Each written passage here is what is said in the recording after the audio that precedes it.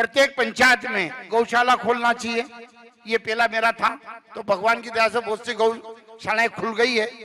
अब ये जितने भी नेता लोग हैं, जितने भी जनप्रतिनिधि हैं, मैंने ये भी बोला था वहां पर कि ये नेता खाली भाषण देते हैं कि हमें गौ माता के लिए ये कर रहे हैं, वो कर रहे हैं।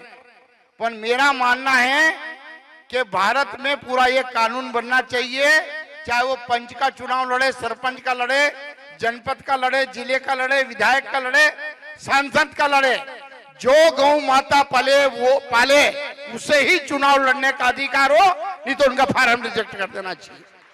खाली बोलने से काम नहीं चलेगा। और ये अगर अपन मानते हैं कि अपन भारत की धरती पे रहते हैं, गौ माता की बात करते हैं, तो क्यों ना कोई ऐसे कानून बनाए जाएं।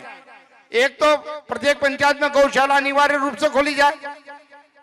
जो नेता चुनाव लड़ना चाहता हो वो गौ माता पाले तो ही चुनाव लड़ सके, नहीं तो उसका फार्म रिजेक्ट कर दिया जाए। और मेरा मानना है कि जिस प्रकार से हम गौ माता के लिए मन में जो बातें आती है उसको खाली अब करके दिखाना पड़ेगा। अभी हम क्या कहते हैं कि गौ माता में कितने देवी देवता, 33 कोटि देवी देवता विराजमान रहते हैं, गौ माता की पूजा करते हैं। इसका दूध और घी हमारे काम में आता है। और गौ माता की जयकारा भी बोल रहे हैं। और अपने खेत में घुस जाए तो, अपने खेत में घुस जाए तो क्या बोलेंगे अपन? लट लेके न उसको भगाने आ जाएंगे। जब देवी देवता नजर नहीं आते अपन को, जब अपन खेत में घुसे तब भी तो मानो कि ये गौ माता है। और एक गांव में अगर 25 गायें घूम रही हो तो 500 आदमी टेंशन में रहते हैं। जो सनातन धर्म की बात करते हैं, हिंदुत्व की बात करते हैं, वो कहते हैं कि इनको पठार पे छोड़ के आ जाओ, इनकी व्यवस्था कैसे करें। अरे अगर वास्तव में अपन गौ माता को मानते हैं तो ये जितनी जब खेती होती है, फसलें होती है, तो क्या अपन 2-3 महीने के लिए एक एक गौ माता को पाल सकते हैं कि नहीं पाल सकते? खाली 25 गाय, 50 गाय एक एक गांव में जब खेती होती है, जब वो सड़कों पे आ जाती है, तो क्या 500 200 घर वाले, 300 घर वाले एक एक गौ माता को पाल सकते? नहीं पाल सकते। पर नहीं पालेंगे, बातें बड़ी बड़ी करेंगे। इसलिए बात करने से काम नहीं चलेगा, काम करने से काम चलेगा। जैसे अभी गुरुदेव ने बोला, अभी सबसे सरल काम क्या है? अपन जितने भी बैठे हैं और ये जितनी गौ माता की बात कर रहे हैं, ये खाली बोलने से नहीं, सबसे सरल काम है ज्ञान बांटना। सबसे सरल काम क्या है? और सबसे कठिन काम क्या है? उस पे चलना। एक ज्ञानी जी ज्ञान बांट रहे थे, कौन सा? कि शराब पीना गलत बात है, उससे सामाजिक, आर्थिक, मानसिक सब नुकसान होता है। तो सबने ताली बजाई कि ज्ञानी जी बहुत अच्छी बात बोल रहे हैं और ये शराब वास्तव में खराब बात है। और वो ज्ञानी जी गए शाम को कुटिया में, ढक्कन खोला न चालू। वो एक भगत जी निकले, क्यों ज्ञानी जी आप तो सुबह कह रहे थे कि शराब पीना गलत बात है। तो वो बोले, ज्ञानी जी कि मैं कुछ भी करूं तुम्हें सही चलने के लिए कह रहा हूं ना मैं तो।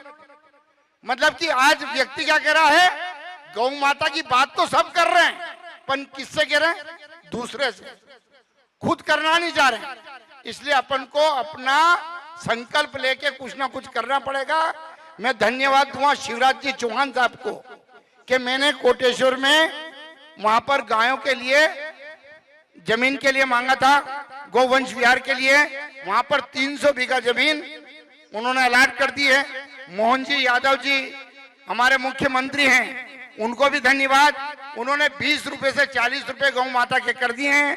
और यहाँ पर हमारी जब बात हुई थी हमारे मुख्यमंत्री जी से, तो उन्होंने यहाँ का उदाहरण दिया था कि वहां पर अगर ऐसी व्यवस्था होती है तो हम 70 रुपए गाय के हम दे सकते हैं।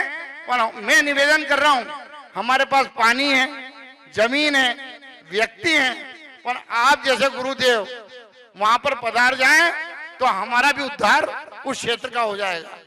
आप कोटेश्वर पधारे, गौ माता वहां आपका इंतजार कर रही है, वहां पर भी भटक रही है। और अभी भी मैं आ रहा था कि गौ माता इतनी होने के बाद भी रास्ते में गौ माता दिख रही है अपन को। अभी ये अगला जो गांव है सालरिया, कौन सा गांव है? आज अभी भी मतलब इतनी व्यवस्था होने के बाद भी आज गौ माता अगर सड़क पे दिख रही है तो अपने सबके लिए बहुत चैलेंज की बात है। मुझे विश्वास है कि अपन सब मिलकर गौ माता के लिए कितना अच्छा कर सकते हैं। और मैं गुरुदेव आपसे विश्वास दिलाता हूं कि जो आप आदेश देंगे गौ माता के लिए, कभी भी जैसा भी आप आदेश देंगे उसका पालन करने के लिए तैयार रहेंगे। और आपके दर्शन करके मैं दिल से कह रहा हूं कि मेरा भी मन कर रहा है कि मैं यहीं रह जाऊं। मतलब क्या पता क्या भाव, ये बहनें देख, इन बहनों को देख के, ये हमारी बहनें बैठी है, मेरा आनंद आ गया। नहीं तो आज वर्तमान के दौर में